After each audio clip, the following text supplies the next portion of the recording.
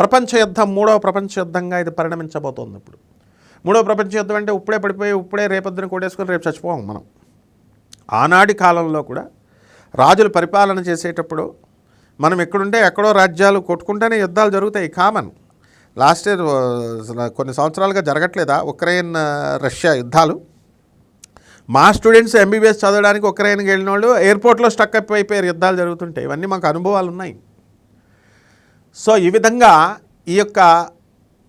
ఈ యుద్ధాలు అలా జరుగుతూనే ఉంటాయి. కొన్ని దేశాలు ఇటు వస్తాయి, కొన్ని దేశాలు అటు వస్తాయి. ఈ పంచగ్రహ కూటమి, ఆ తర్వాత ఈ పరాభవనామ సంవత్సరం ఉన్నటువంటి గ్రహ సంపుటిని బట్టి కేతువు జస్ట్ 1 డిసెంబర్ 2026 సంవత్సరం నుంచి చూడండి, జస్ట్ కేతు వస్తున్నాడు, తోలు తీస్తాడు అందరిది. కర్కాటక రాశిలోకి వస్తున్నాడు. రాహు వస్తున్నాడు, కుంభరాశిలో నుంచి మకర రాశిలోకి వస్తున్నాడు. యుద్ధాలే యుద్ధాలు. క్లియర్గా పోతులూరు వీరబ్రహ్మేంద్ర స్వామి వారు చెప్పారు, కలియుగాంతం రాబోతోంది. 2034 సంవత్సరానికి కలియుగాంతం.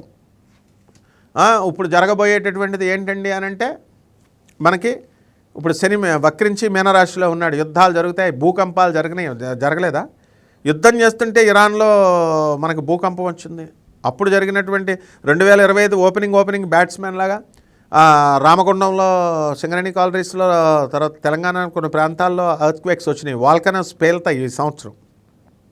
ఫైర్, మౌంట్ ఆబూలో ఫైర్ అంటుకుంది.